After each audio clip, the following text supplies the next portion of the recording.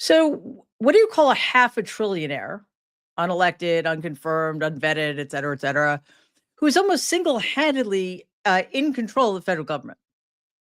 An autocratic, an autocratic oligarch, an oligarchical autocrat, a fledgling dictator, perhaps. Whatever the case, Elon Musk is not the president. But here's the thing: neither is Donald Trump. Would it be better if Donald Trump were acting like the president? No, almost certainly not. But to ignore the fact that the fascist plurality of American voters, uh, whom the American voters actually voted for, is sinking further into his delusions and senility and lashing out against the American people and our allies alike because he no longer has any impulse control, while Elon Musk takes over the levers of power completely unopposed by the fascist Republican Party, pushing us well beyond the bounds of any challenge this country has ever faced. Mark this. We're already seeing it. Mark this going forward. Everything they do will be the worst possible version of what can be done. Let's dive in.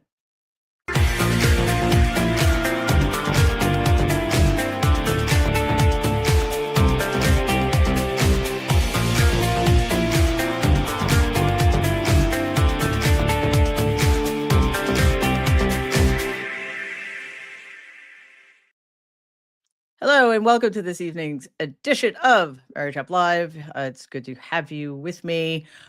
It is day 24 of the unfolding constitutional crisis, and nobody can convince me otherwise. Let's start with news out of Guantanamo Bay. CBS News is reporting that Guantanamo Bay is being used to detain, quote, nonviolent, low-risk migrants, unquote, despite Donald's claim that only the worst would be sent there. Watch this. CBS News has learned the Trump administration is sending nonviolent, low-risk migrant detainees to Guantanamo Bay in Cuba. Remember, just last month, President Trump said the U.S. naval base at Guantanamo would house what he called the worst migrants and, quote, provide additional detention space for high-priority criminal aliens. U.S. officials, including Homeland Security Secretary Kristi Noem, have touted flights that have included migrants who they say are suspected gang members, including members of the Tren de Aragua Venezuelan prison gang, as well as migrants with serious criminal records that include rapists and murderers.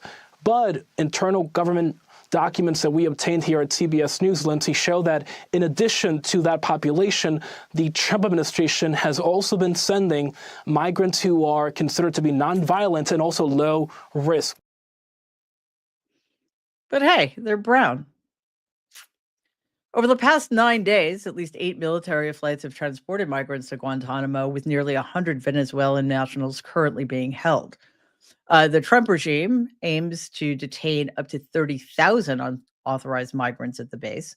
Civil rights groups are accusing the regime of using Guantanamo as a quote-unquote legal black hole, denying detainees access to legal representation and due process, because that's what Guantanamo Bay is for. Let's take a look. These lawyers that I spoke to are incredibly concerned that all of these immigrants that are being sent to Guantanamo do not have legal access. They say they have not been able to talk to them. They don't know who they are. They don't know the conditions that they're living in. And even whether or not they truly do have criminal histories and violent criminal histories like the Trump administration suggests. And so they've been very concerned about exactly what is going on with the rights of these immigrants that they have as they're being transferred to Guantanamo. Over this past weekend, the Trump regime has moved more than 30 people described as Venezuelan gang members to the base as U.S. forces and Homeland Security staff prepare a tent city for potentially thousands of migrants. Around a dozen men were transferred from El Paso, Texas to Guantanamo last Friday, coinciding with the arrival of Homeland Security Secretary Kristi Flak Jacket Noem and Puppy Killer. The New York Times has photos of the incoming tent city. The Homeland Security Secretary said on social media, quote, vicious gang members will no longer have safe haven in our country. And she called the men, criminal aliens. Meanwhile, Republicans are praising Donald's crackdown on immigration, which will do absolutely nothing to solve this country's immigration problem. And they're going after sanctuary cities too, and anybody else who defies their orders. Watch this. Sanctuary cities can play their games all they want, but we're just going to double the manforce there. So if we have to go to the community and look for them, that's what we'll do. It's going to take more manpower, but we'll send more manpower to sanctuary cities. But here's what they don't want. What you're going to get is forces in the communities. We'll find a bad guy, but if he's with others that aren't a criminal priority but are in the country legally, they're going to go too. So the sanctuary city is going to get exactly what they don't want: more agents in the neighborhoods and more non-criminals being arrested. They want to play that game? Game on. Is he even awake? Anyway, that was thug and completely hideous human being, Tom Homan, so-called border czar, who is essentially saying that cities do not have the right to any longer decide whether or not they're going to be sanctuary cities, just as schools, churches, and hospitals can no longer make that decision for themselves. I don't know if you're familiar with this phrase, the cruelty is the point. It's a phrase that Adam Sewer coined during Donald's first administration. And I think that is part of it, the shock and awe of like how cruel it all is and how much this is one thing that Donald absolutely recognized right out of the gate. There are a lot of people in this country who love it. They love it when cruelty is aimed at the most vulnerable people in our population because they're horrible. But it's not just cruelty for cruelty's sake, right?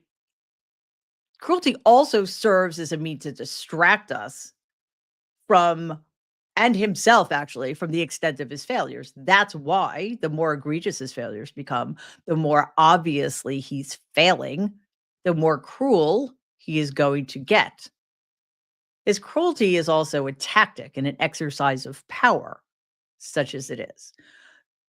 He's always wielded against people weaker than he is or who are constrained by their responsibilities or dependence from fighting back, right? So see much, much more of this coming not just from Donald, but from people like Tom Homan and Elon Musk and Ken Vogt and the rest of these thugs who are the tiniest of small men. Before we go further, I just want to take a second to keep this conversation going. There's a lot happening right now, and it would be amazing if you guys took a second and just left a comment. And of course, don't forget to like and share this video, subscribe to the channel if you have not already. Our channel is fully supported by you and you alone, so it means a lot to us. So you may have heard that the Kennedy Center is in the news, which is something that rarely happens, except when the Kennedy Center honors are happening. I'm not entirely sure that's ever going to happen again. But Donald has a new power grab on offer. This time, he is taking aim at the Kennedy Center of all things. On Monday, he announced on his failing social media site that he was appointing GOP operative Richard Grenell, which is very odd, as interim executive director.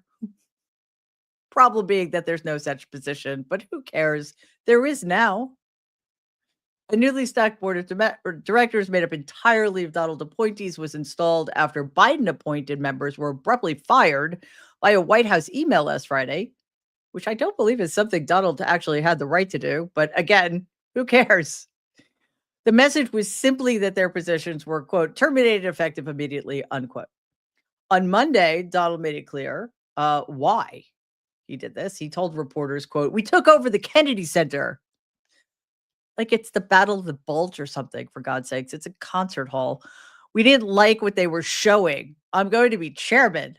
I'm not, and it's not going to be woke." Well, that'll teach us. Today, just like that, the Kennedy Center's new handpicked board unanimously voted to make somebody. I'm going to let you guys guess. Who did they unanimously vote to make chairman without any debate or any dissent? Yes, the most, I don't know, what's the word for him? Culturally illiterate, innate anti-intellectual on the planet, Donald Trump. He posted this on his, I don't know if it was Twitter or Truth thing, he posted this, quote, I was just unanimously elected chairman of the board of the prestigious Kennedy Center in Washington. It is a great honor to be chairman of the Kennedy Center, especially with this amazing board of trustees. We will make the Kennedy Center a very special and exciting place. Yes, because it was so dull and boring and awesome before.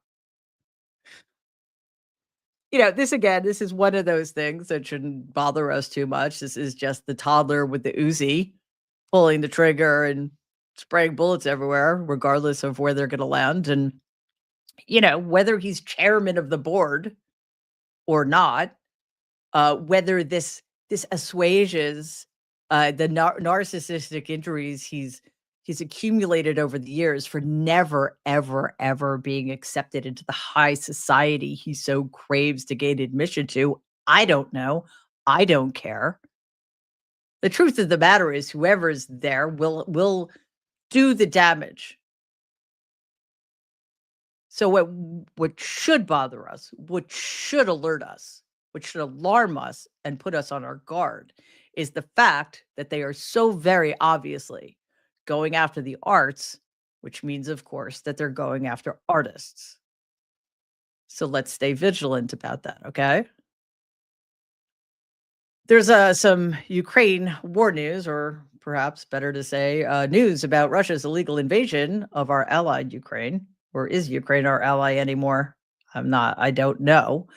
Today, Donald reversed 3 years of U.S. policy on Ukraine, announcing that he and Russian leader Vladimir Putin, also known as a murderous dictator, announced that had agreed, to start negotiations to end the war after a sudden prisoner exchange. In a social media post, Donald said they had a lengthy call pledging to work together very closely to resolve the conflict and meet in person. Quote, President Putin even used my very strong campaign motto of common sense. Is that a campaign motto or just something we should all have? I don't know. We both believe very strongly in it. We agreed to work together very closely, including visiting each other's nations. We also agreed to have our respective teams start negotiations immediately. And we will begin by calling President Zelensky to inform him of the conversation, which I will be doing right now, unquote. First of all, I think the only reason Donald would be going to Moscow to see Putin is so he could pick up his bonus. But who was not involved in this phone call, allegedly about finding a peace agreement between Ukraine and Russia? Oh yeah, the country that was invaded by our erstwhile enemy. This is a very dangerous turn of events. And I don't know I literally don't have words to describe the anguish I feel about towards the situation the Ukrainian people find themselves in. I believe this country has failed them miserably from the get-go. Because I think too many people in our government, even in the Biden administration, just didn't get what was actually going on. Yes, Ukraine is our ally. Even though they're not part of NATO, we should have been there for them, and we were to some extent. But Ukraine was also not just fighting for its own sovereignty and independence, they were fighting for Western democracy. And now here we are. After Donald did indeed call Ukrainian President Volodymyr Zelensky, and he announced the following, on his social media site. Quote, I just spoke with President Zelensky of Ukraine. The conversation went very well. He, like Putin, wants to make peace. We discussed a variety of topics having to do with the war, but mostly the meeting on Friday in Munich, where VP J.D. Vance and Secretary of State Marco Rubio will lead the delegation. I'm hopeful that the result will be positive. It is time to stop this ridiculous war where there has been massive and totally unnecessary death and destruction. I can't say that last part because fuck you, Donald.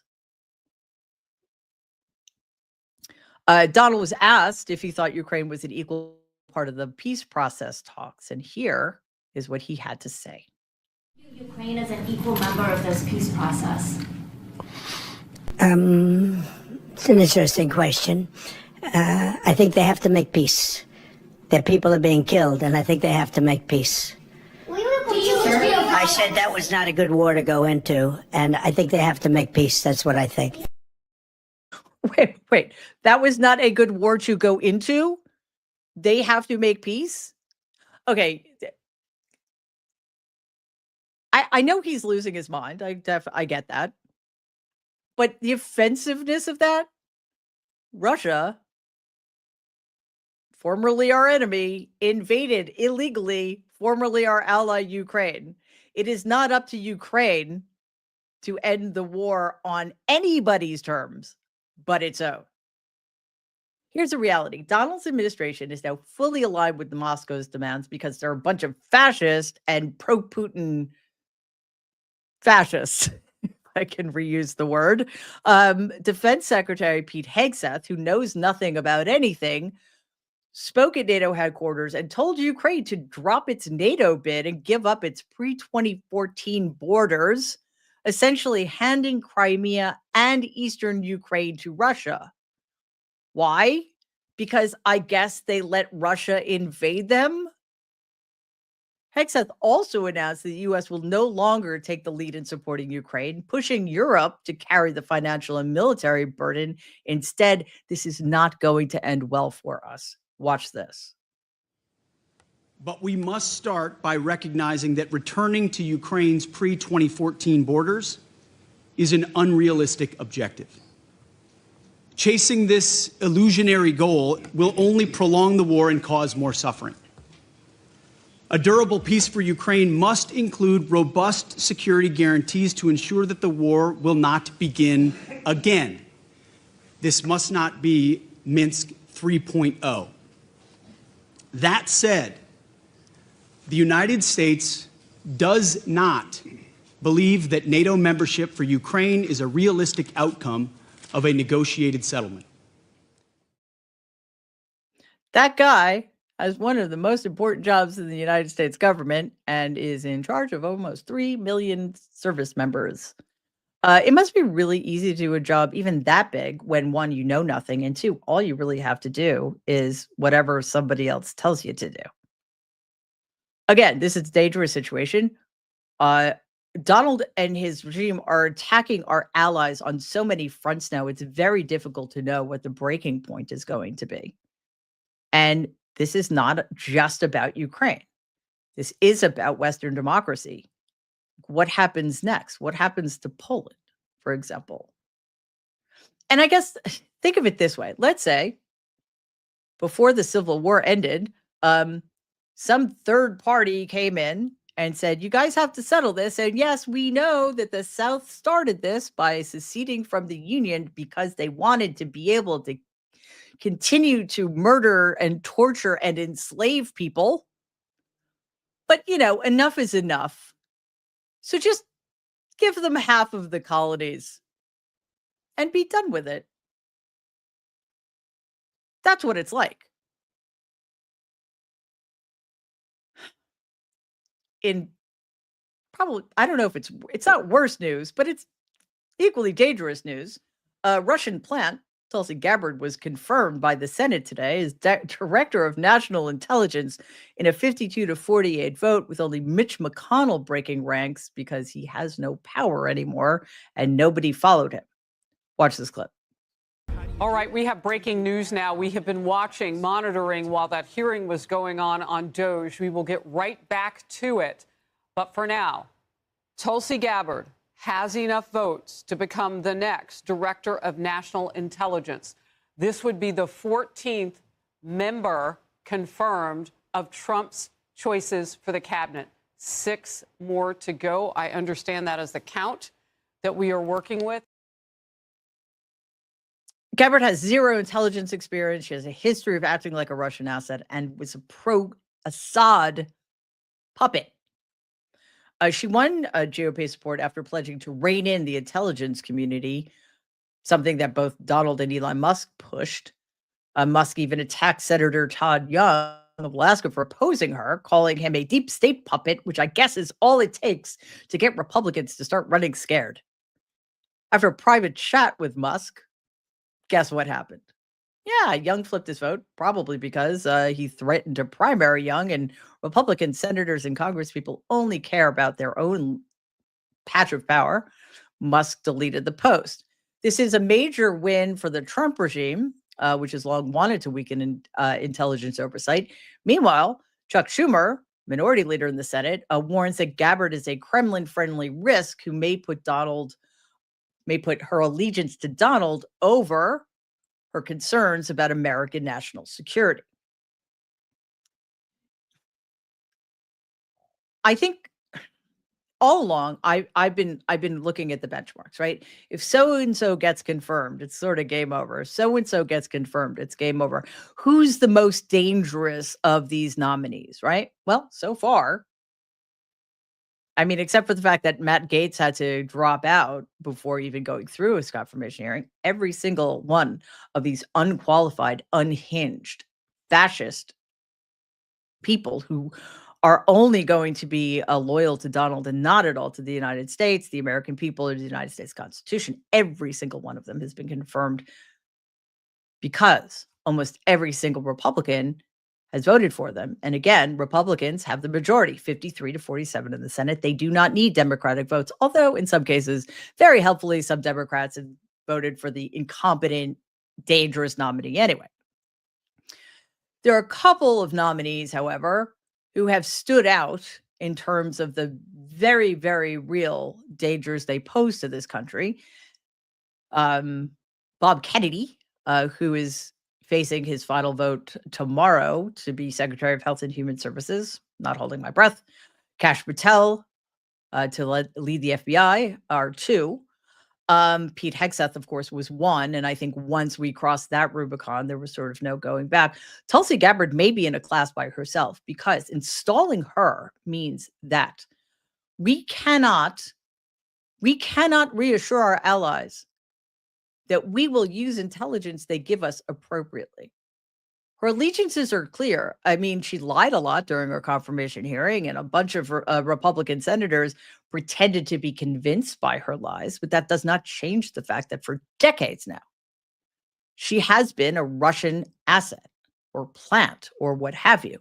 Russian media calls her Putin's puppet.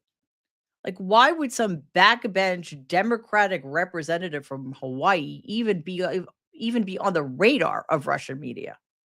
That says not puppet. Sorry, that's Donald. Oops. Putin's girlfriend. That might be worse. I'm not sure. So the risk we take here, or I should say, the risk that Republicans are taking here, is that our allies will decide that it is no longer in their best interest to share their intelligence with us. Of course, there are more attacks on the free press. Yesterday, at Elon Musk's bizarre appearance at the Oval Office, the Trump regime barred an Associated Press reporter from the Oval Office event after the AP, being a mature publication, refused to say the Gulf of Mexico is now the Gulf of America, per Donald's executive order, because that's where we are now. A second AP reporter was later blocked from a White House event the same evening. Today, in the White House briefing room, Caroline Leavitt was asked by CNN if these moves could be considered retaliatory. Watch this. The reason that the AP was barred, which they said was because they're not using the phrase Gulf of America, they're using Gulf of Mexico in line with their standards.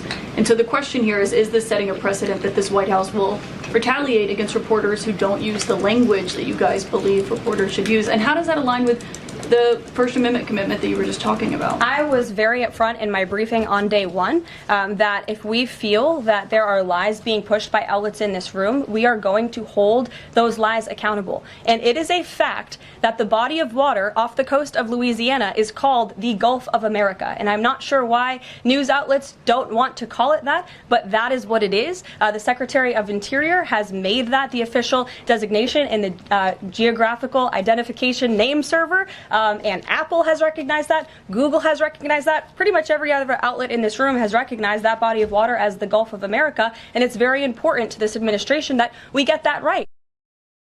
Well, then the people in that room are a bunch of complete idiots. First of all, can you hold lies accountable? I do not think so. She's awful. Okay. Facts aren't subjective. You literally cannot, just because you want to, with the stroke of your stupid fucking Sharpie, change the name of a body of water and expect everybody else to fall in line. And like, is the Interior Secretary a fucking cartographer or something? If that's the case, then I'm going to get a Sharpie and I'm going to write down that Donald henceforth shall be known as the toddler with an Uzi. Let's see if that sticks. The White House Correspondents Association, WHCA, and free speech advocates have condemned the decision. Because seriously, if they're going to throw a reporter out for accurately giving the name of the Gulf of Mexico instead of the Gulf of America, we're in pretty tricky territory here. And they argue that the government cannot dictate how news outlets report. Early days. AP's executive editor, Julie Pace, called the move alarming and a direct assault on press freedom. The barring of AP reporters follows recent removals of journalists from Pentagon office spaces, reinforcing Donald's long-standing hostility toward the press. Leavitt wanted to add a little bit more to the conversation we've all been having about the country being in a constitutional crisis. And since she's such an authority, let's look at this clip.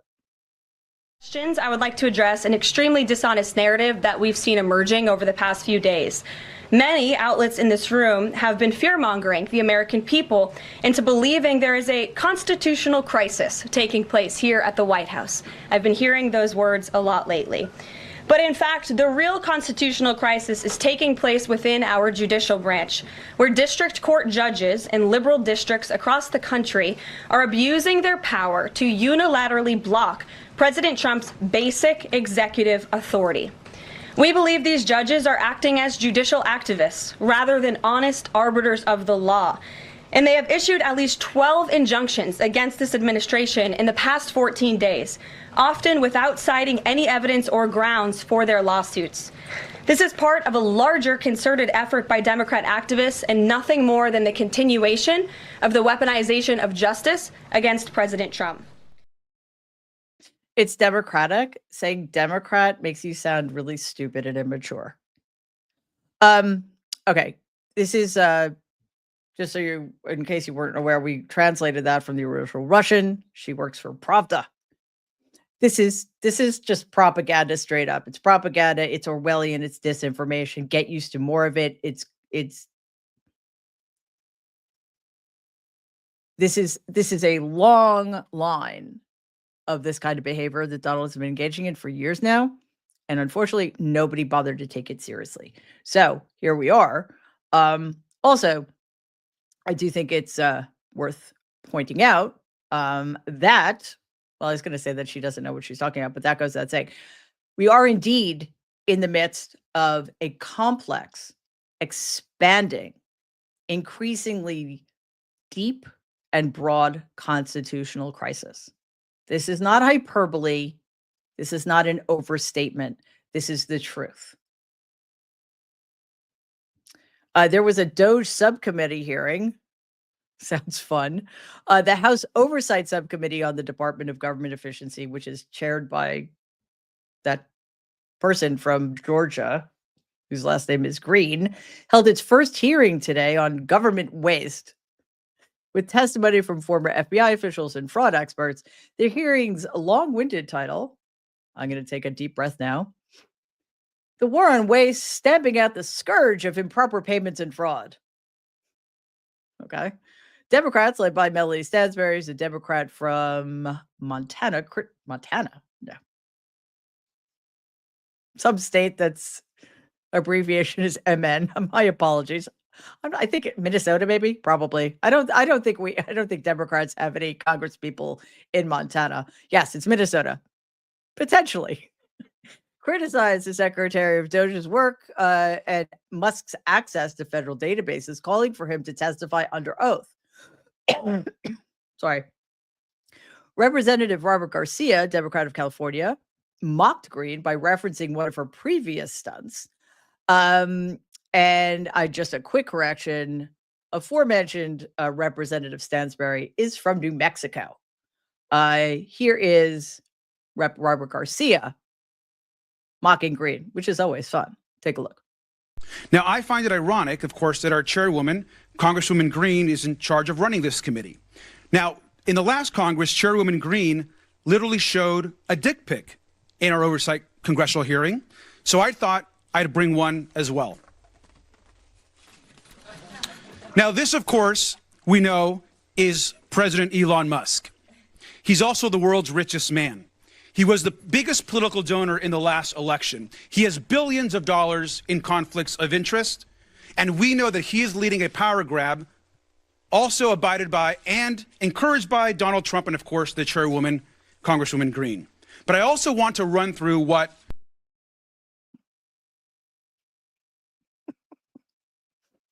also,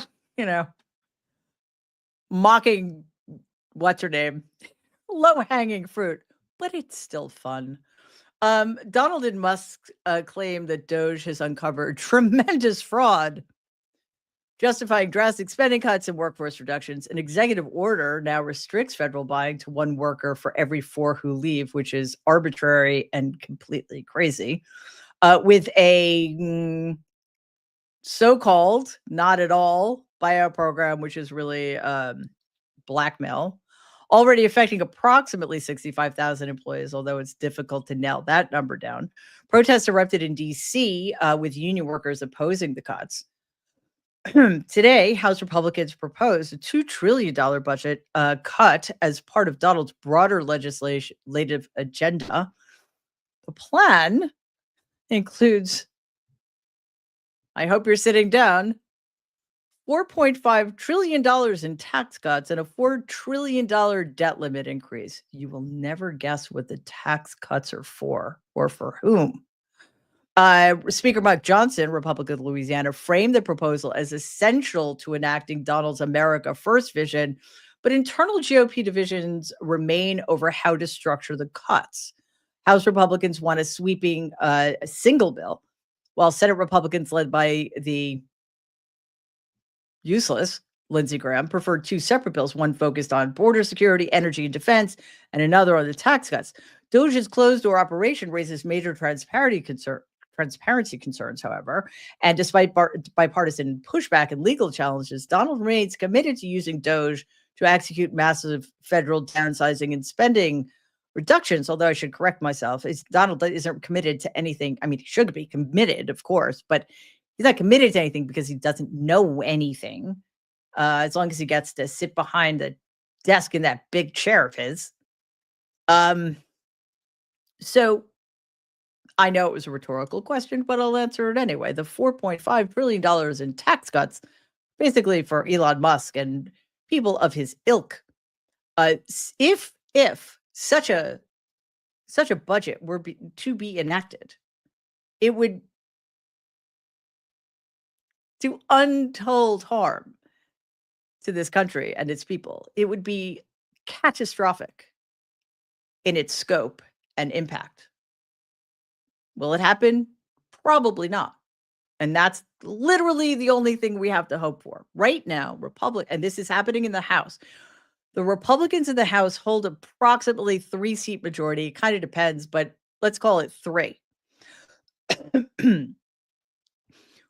There are different factions in that caucus that are kind of at war with each other. The Freedom Caucus are fiscal hawks, and they don't want to make any concessions. And then you have people who have different ideas about what to do with border security, et cetera, et cetera. So it's very, very likely that Republicans will have to go to Hakeem Jeffries, the Democratic minority leader in the House, to get votes from Democrats to help them pass this catastrophic budget bill.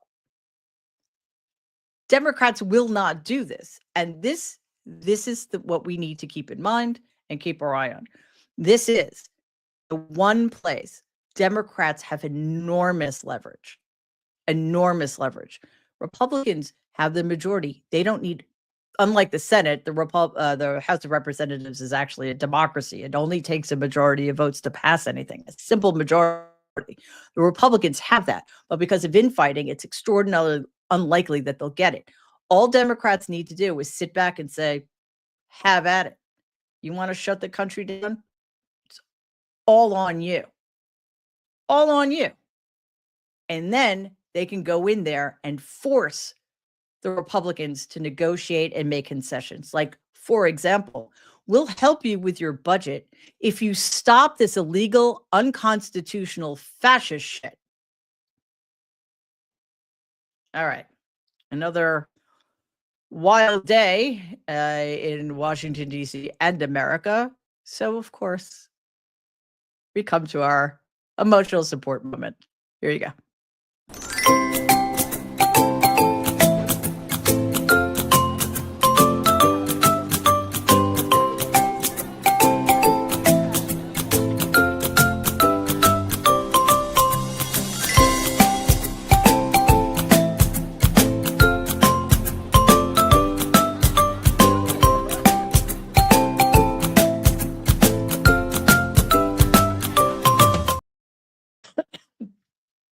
Come on. All right, I want that on a loop, but without the music.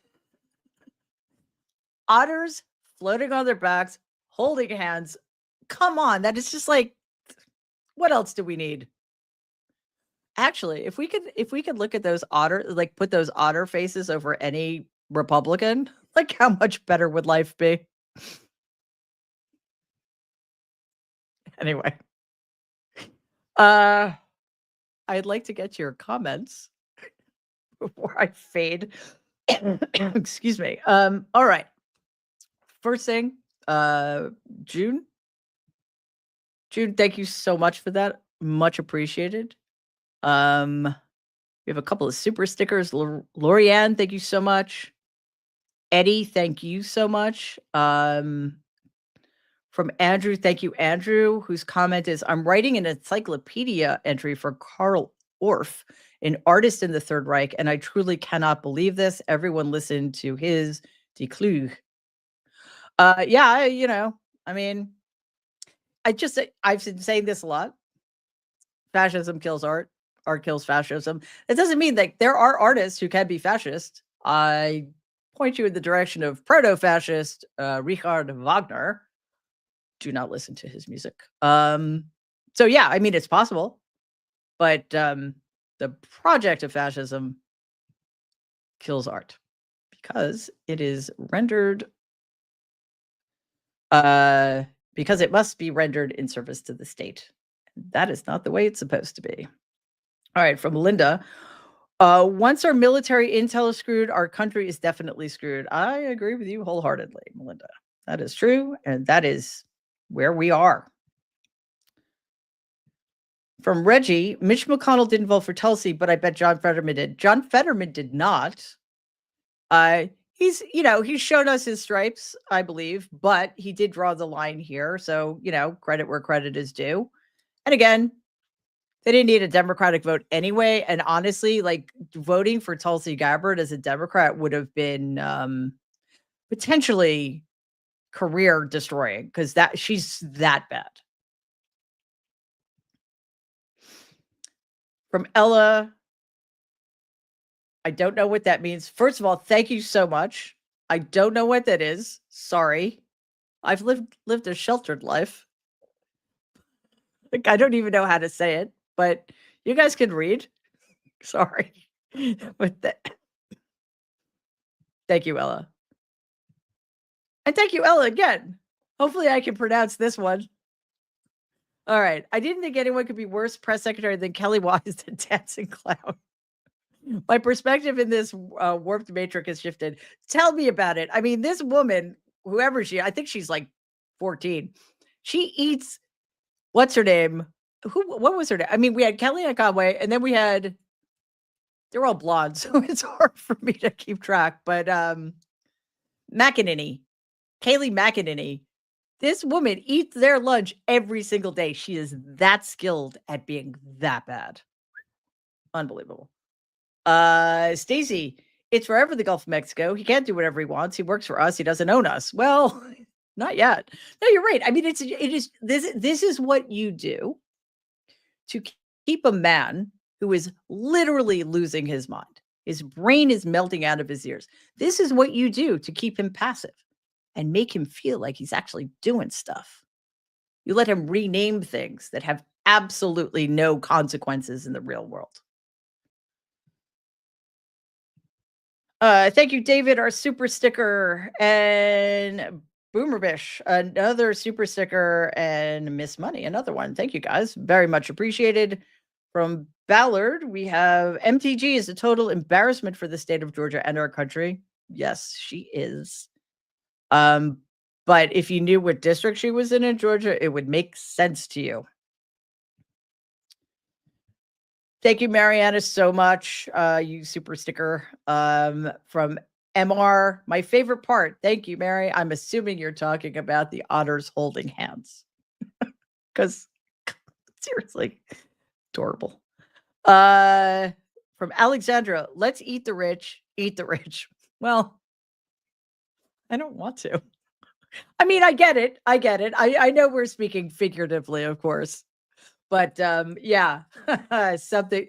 My only hope for all of this is that things get, well, I was going to say something that sounded awful. So let me rephrase. My hope is that people get pushed to such a degree that finally, for the first time in this country's history, the pendulum swings so far to the left that it gets stuck there. That's what it's going to take. Rita, thank you, you super sticker. And Dylan, thank you. And Dylan says, thank you for being an ally for trans folks, Mary. No need to thank me. How could we not be? It's inhumane. Like, that should be a no-brainer, right? But for anybody who gets solace in our support of the trans community, I'm glad. SFL, thank you so much. Gulf of Mexico t-shirts. Okay. Thank you, Gloria. It's very kind. You super sticker from Elaine. I reported to Google that they had an error. It's the Gulf of Mexico, not Gulf of America. Yeah, I would suggest flooding Google, but I really don't want Google going down. So let's not write letters. They wouldn't know what a letter is, probably. Oh, well. Sorry, guys. From Christine, thank you so much, Christine, who says, keep speaking truth to power, Mary. From Christine in Arizona, probably soon to be West Arizona once New Mexico is renamed East Arizona. You never know. Stranger things indeed. All right, guys, thank you so much for being here tonight. To everybody watching on whatever this platform is called, YouTube, streaming on Twitter, all of our commenters, our super stickers, everybody throwing donations at us. As we said, this show is run by you. So thank you for that. To our extraordinary moderators who keep this place safe. And of course, to my amazing team, I'm going to have to come up with new adjectives to describe them, who have been doing an extraordinary job, did an amazing job today. Sometimes even managed to make me look good. All right. Despite my own best efforts. So thank you so much. My promise to you is that I will someday stop coughing. We will be back with the Nerds tomorrow at 12 noon Eastern, here tomorrow at 6 p.m. Eastern. That's Thursday, which means we'll also be here Friday at 6 p.m. Eastern. Videos are dropping every day, so please keep an eye out for them as well. We have a great one about the whole Oval Office debacle, which I think you'll find both interesting and rather entertaining. That does it for us. Thank you so much. We'll see you back here tomorrow at 12 noon for the Nerds. In the meantime, everybody, please stay safe and be kind.